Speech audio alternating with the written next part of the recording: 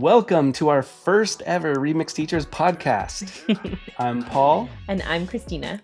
And we are both second grade teachers who teach together, colleagues, of course. And this podcast is all for teachers who are curious about AI, but deeply protective of their classrooms.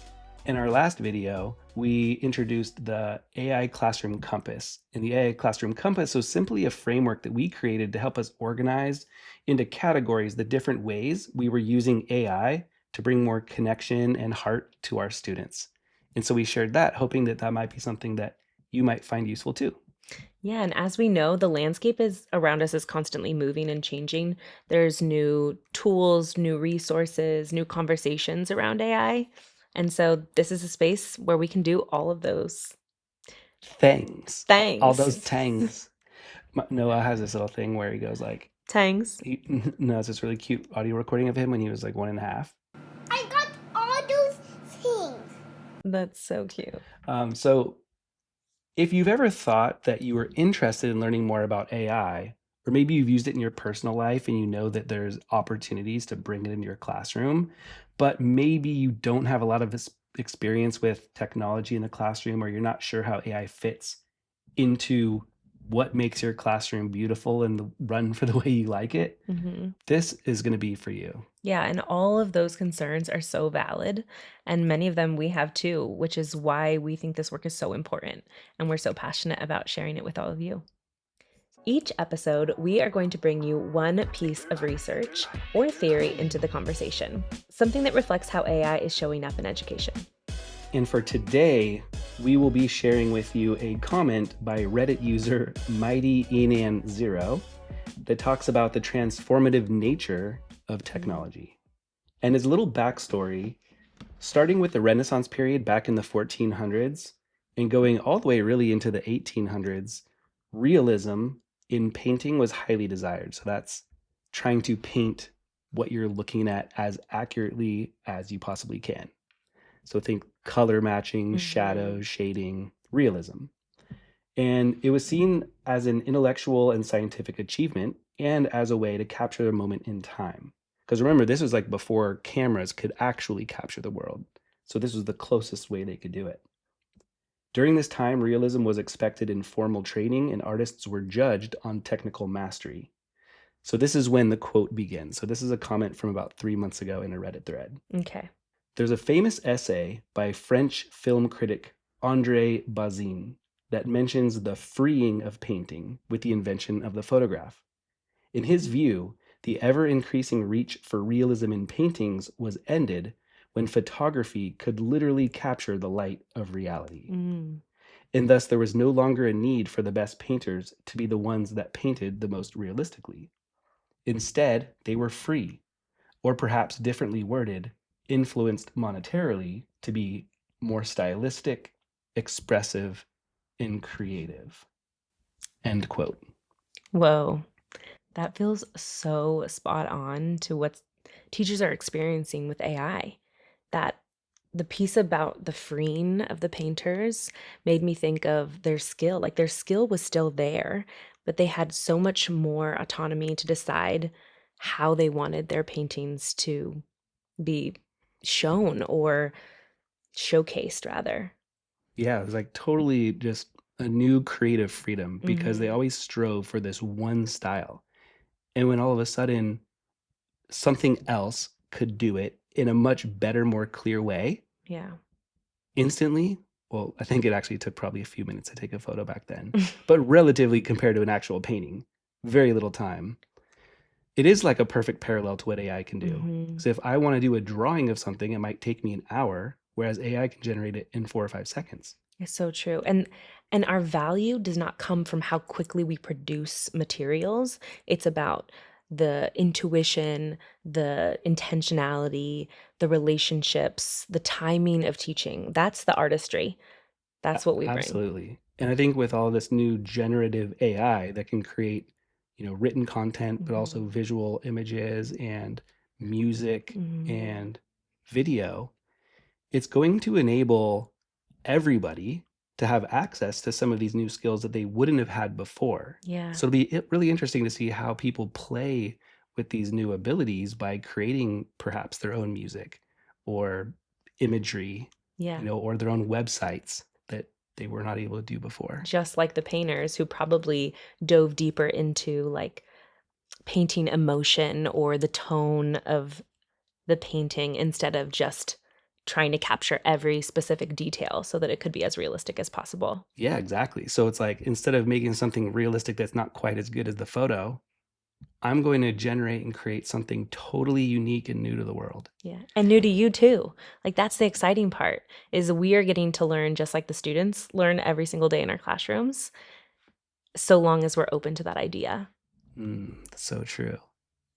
And I imagine there's going to be some challenges along the way, Absolutely. which we've already seen with so many Mhm. people losing jobs, especially like entry-level jobs. I imagine some of these painters of this realistic style who were the best of the best, and then Mhm. all of a sudden the photograph comes and they realize that they can't compete with a camera. And some of them, it may have been liberating. Like, oh Mhm. my gosh, I'm so happy that I can do something different. Because I was so good at this, I was expected to do it. And I felt a duty to do this type of work. But now I can explore new places. But there also could have been those who loved doing that style of work. Mhm. And felt And threatened. oh, absolutely. And perhaps some of the work they would have been commissioned to do, they didn't get commissioned Mhm. because somebody was just using a photograph instead to capture it. And just like realism didn't go completely away, teaching won't either. Behind the art of teaching, Oh, right? The teacher. 100%. Yeah. Yeah, especially in elementary school. The teacher, the relationship between the teacher and the student is at the heart of teaching and learning. Absolutely. We've said that before. And a teacher can motivate and inspire and guide students and set expectations in a way that no machine or robot can. Mhm. We both believe that teachers are not going to be replaced by AI, but that teachers will be increasingly expected to integrate and use AI in ways that help personalize instruction for their students and differentiate instruction for their students so that their students can excel as much as possible academically while also getting all of the social emotional benefits Mhm. of the connection and the experiences together in the classroom. Which is why teachers coming to our channel and learning from us as we're also learning is going to be amazing and beneficial because we're learning together. Now let's share about a recent experience that we've had using AI in our classrooms. Something I've always incorporated in my classrooms in past years before we were working together is some sort of peaceful practice. So I've done belly breathing or meditation cards. Yeah, something to just help regulate their bodies, their energies, and oftentimes I can just whip it out of my mind, but You're good at that. You're really good at improving. thank you very much. But sometimes the resources aren't at your fingertips, or you don't have the tools like the breathing ball or our mindfulness jar back here. And I know that you have used AI with similar practices. And so, would you like to share how and what you've been doing? Yeah, for sure. So, one specific example that I've been using a lot lately is guided meditations Hmm. at the end of our morning meetings when we would have an activity or game and the kids would just have so much fun and their body was just a little bit energized, let's say, and they needed to be brought down so that they can focus and engage with academic work. So I first did something similar where I would have them do some breathing exercises, Hmm. have them close their eyes, and then you know how when you do that, some of the kids close their eyes, some are peeking at their They're peers, and still energized. They're then like, I'm not ready for yeah, this. and then it gets giggly, and then it just is very ineffective. So I wanted something a little bit more formal and structured, and Hmm. so I just asked, a AI to generate a guided meditation for second grade students. It was a super simple prompt. Hmm. And then based on what it gave me, I had it iterate a little bit more. And what I found after testing it was some of the kids would sit in different postures. It gave them the choice. It said, sit crisscross or you may lay down, whatever. But I think that choice actually in this context led to more disruption because the kids were Mm. looking to see how everyone else was sitting and like, Wanted to oh, one up them. yeah, And your legs touching me, right? When they're yeah. spread out. So then I just decided, let's have everyone sit crisscross. This will be like a 2-minute meditation. And I wanted everybody's eyes closed. That way, they would feel comfortable knowing that nobody's looking at them, and that if they try to peek, I would catch them. And so it created this safety net, I think, for all the kids to know that I was watching, and the expectation was that everybody's eyes were closed. And after doing that once or twice, I think the kids really now can relax in their bodies and in their visualization, knowing that they're safe in that way. You're going to hold everyone to the expectation. Yeah. Because for some kids, they're not comfortable with that. But like you said, so long as there's consistency and an expectation, they have that trust with you as their teacher that you're never going to make them do something that they're not comfortable with. Yeah, absolutely. So what I then did after maybe running two versions of this is I wanted there to be more meaning. I wanted the kids to have an opportunity to express gratitude and to have some success intentions, like positive visualization. So I actually asked it to include more of these things, but then of course it gets longer. So I spent some time kind of manicuring it. So it's still about a 1.5 to 2 minute guided meditation, but it goes through breathing, success intentions, gratitude, positive visualization. And the most fun part is there's always a twist to each one where the setting, what they experience, is something creative and unique and fun. Like it might be that throughout the visualization, they're floating in a bubble, or they're in a friendly dragon's cave, or they're on a magic carpet ride, or floating down a gentle river. And so now I have about 12 of these meditations that I've made, and the kids really love them. And what I love is when in the meditation, I ask the student, or I say with the directions, like, put your hands toward the warm flames. And they're all like, yeah. And you see these kids with their eyes closed, moving their hands That's outward amazing. toward these flames. And I see some genuinely like huge smiles on the kids throughout. And the most telling that this is successful is at the end, they are genuinely calm. Yeah. It definitely like resets the room. That's incredible. Yeah. So cool. And what's so cool now is because I have that thread with the template, we could come up with any additional new idea and it'll add it to it. I love just the idea of iterating it and adding components and parts that AI is obviously never going to know unless you put that input in. So something specific to, like, say it's a kid's birthday and, floating in a birthday balloon, Yes, or that's a great they're going to idea. feel like, oh my gosh, how did it know it was going to be for me? Those kind of personalization pieces are so cool. Yeah. And you definitely have to iterate. Yeah. Like there was an example where it said, visualize yourself walking into the classroom. And then I had to remind We're already in ChatGPT the or classroom. Gemini What are that you talking the about? kids are in the classroom when I'm giving them This is proof that AI is not always as smart as we are.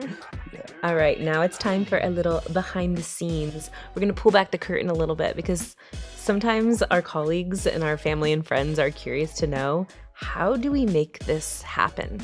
Remix teachers sharing a classroom. So that's my question for you, Paul. What is a practice that helps us run a classroom and a business together?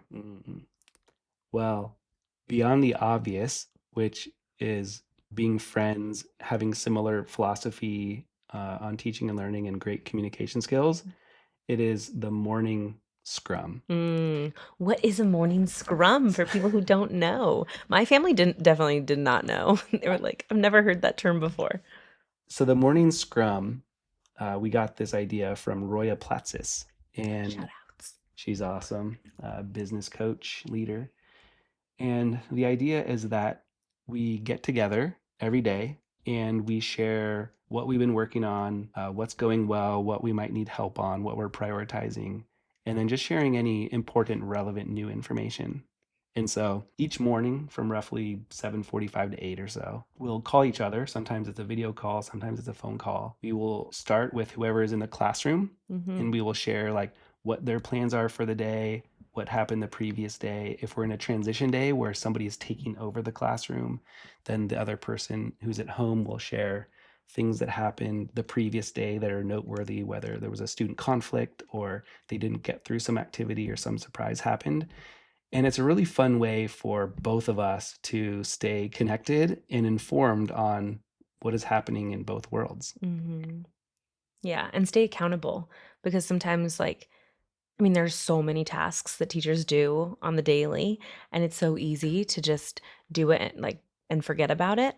But when you have somebody who you know is going to rely on whether, you've crossed all your T's or dotted your I's, it gives you so much more purpose to write things down. And something about Paul and I is we can be forgetful of certain little tasks like that, which is where the grace comes into play because we understand one another. And like you mentioned earlier, the communication is strong, and so all of those things help so much. We also have shared calendars. So, like a Mm. digital shared calendar that has all of our weekly activities, and then a wall calendar that hangs in our room that we can Mhm. write notes to each other about things that we've And Google Keep. accomplished. We have a lot of different ways to Yeah, different tools. stay aligned That's right. But I would say the morning scrums are the most important. for sure. All right, Christina, it is your turn. All right. What is one thing that teachers might be surprised to learn about building this business while also teaching? Mm.